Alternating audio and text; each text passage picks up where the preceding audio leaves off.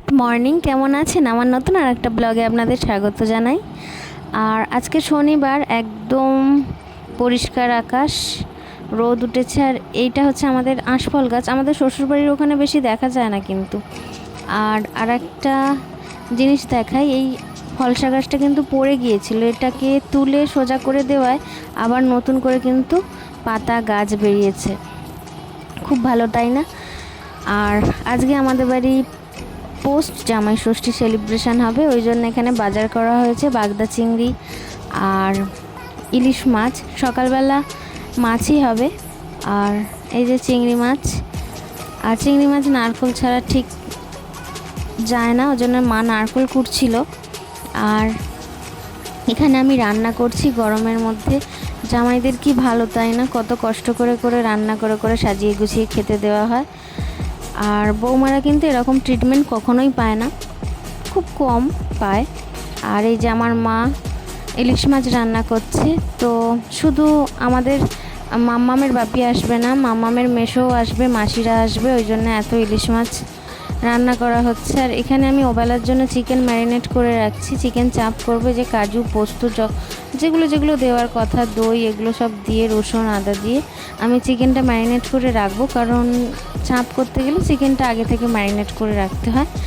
আর video করতে পারিনি, রান্না করছিলাম সব রান্না, ওই জন্য। আর এখানে মাম্মামের বাপি এখনও আসেনি, আর এখানে ওরা খেতে বসে গেছে, অনেকটা বেলা হয়ে গেছে, ওই জন্য ওদের খেতে দিয়ে দিয়েছি, আমি বসে থাকবো।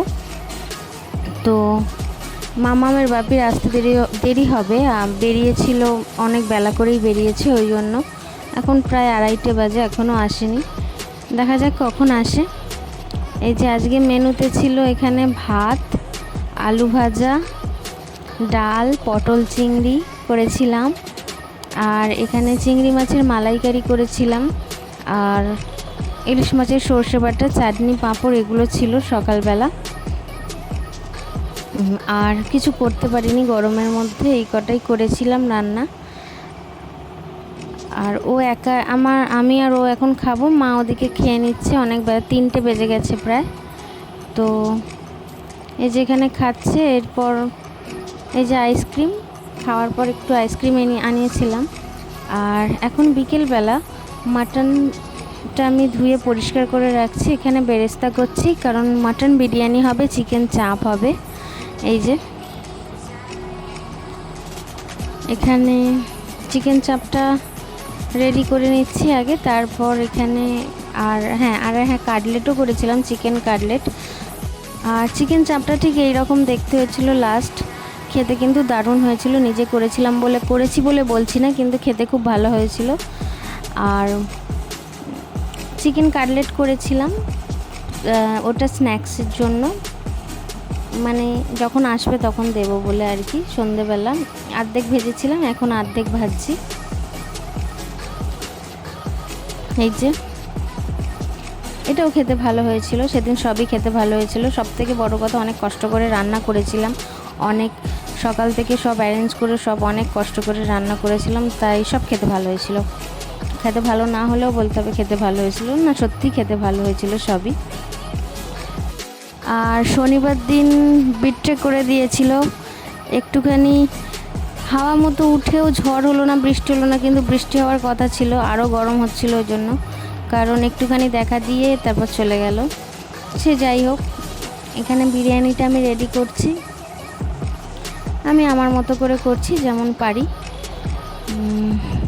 তারপর এই যে বিরিয়ানিটা এখানে রেডি হয়ে গেছে।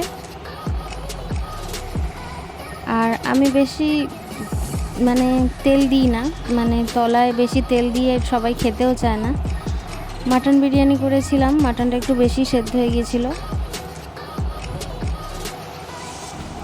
আর এখানে চিকেন চাপটাও দিচ্ছি, রেডি করছি।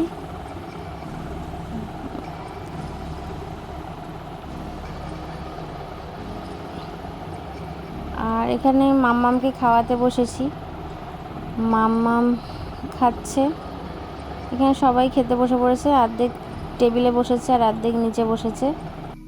ওই যে আবার হাত দেখিয়ে বলছে ভালো হয়েছে, একটু বেশি পেকে গেছে বোধহয়, হাত দেখিয়ে দেখাচ্ছে ভালো হয়েছে আর কি বলতে চাইছে।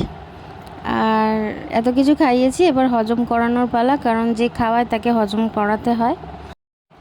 এই যে এগুলো খাইয়ে এবার বাড়ি পাঠিয়ে দেবো, বলবো ঘরে যা সব। আর আমাদেরও শরীর চলছে না, তো সবাই ব্লগটা শেষ করলাম। টাটা।